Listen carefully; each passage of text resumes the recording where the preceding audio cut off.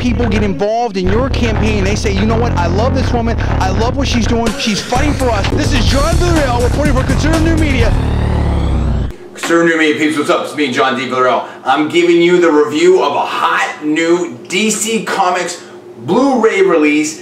DC brings to you Superman, Batman, Apocalypse. Now, let's deal with a couple things here that you might want to know about that are sort of obvious, and then we're going to deal with some stuff that you might not know about that you're going to want to know about. Now, here's the thing.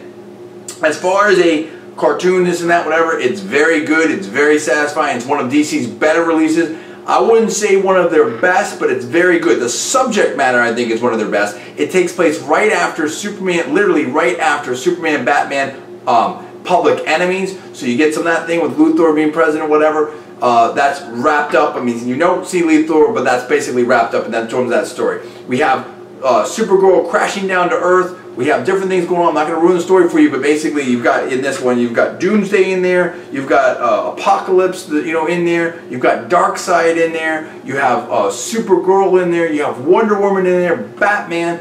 Is a lot of different things going on in here. Barda's in here. It's really, really cool. I think that you're going to like it. The animation is a little bit below what we'd like to see. It's not quite where I would want it, but that's okay. In terms of the story, I think the story is very good.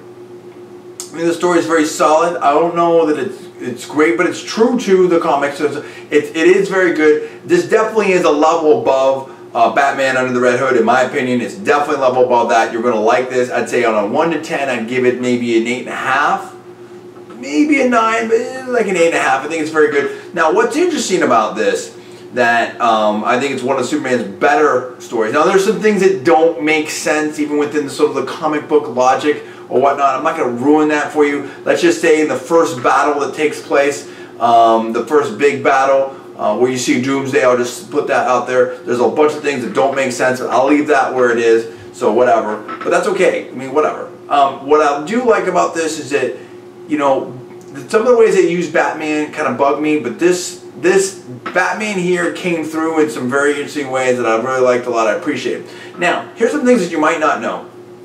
There are strong rumors. First of all, Darkseid isn't a new character. He's been around since the 1970s.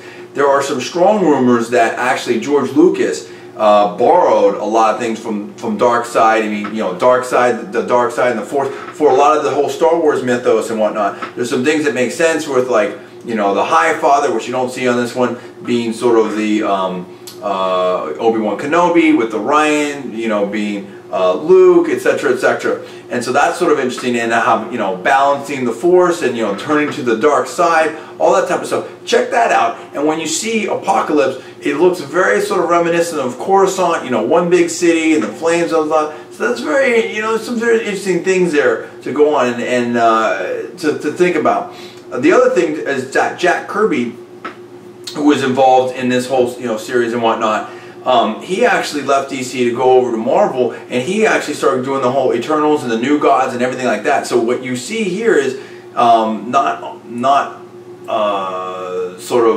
it's not coincidental, is that Darkseid always reminded me a lot of Thanos, and worshiping death and the New Gods and that whole thing, and Thanos' progression, or Thanatos. So that's very interesting as well. Overall, I think it's a great.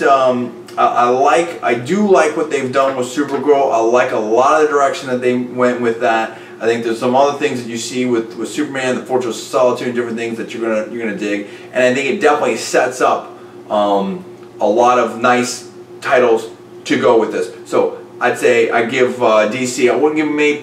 I'd give them an A- or an A. Very good. Again, 8.5 to a 9 out of 10. You're going to want to go out and rent this DVD. You're going to like it. It's Superman, Batman, Apocalypse. Check it out now. I am John. This is Conservative New Media. Subscribe above, comments below, and we'll see you next time.